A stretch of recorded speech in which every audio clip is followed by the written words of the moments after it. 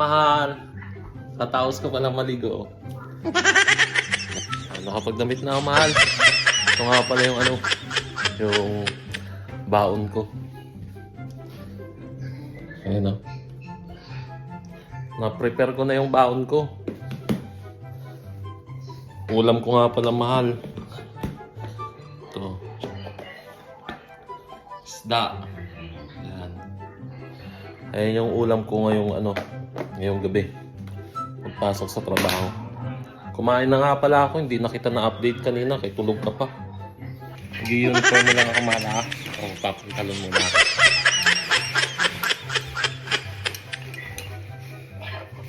Ito nga pala yung uniforme ko, mahal.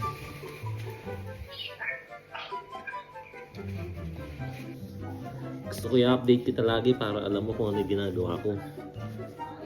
Para wala nang gulo, tsaka wala nang away. Ay, mahal. Dito na ako sa may kotse. Yan. Oh, wala akong sakaya. Ako lang, ha. Oh. Baka mag-isip ka na naman, ha. Ayan, oh, wala. Oh, kita mo na, ha. Wala. Ako lang dito, mahal, oh. Oh. Yan. Gamit ko. Nandiyan na.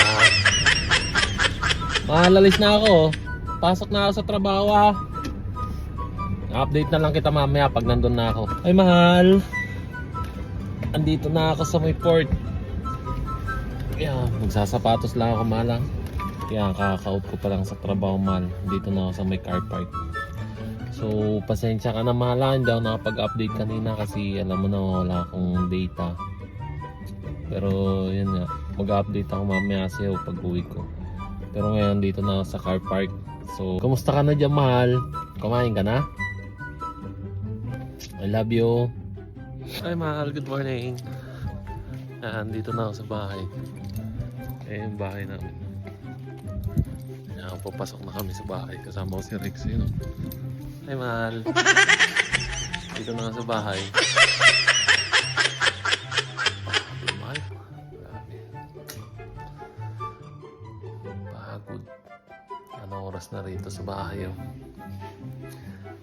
Magkakalas 4 naman.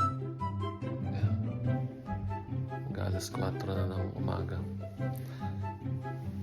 Anong oras na dyan sa Pinas?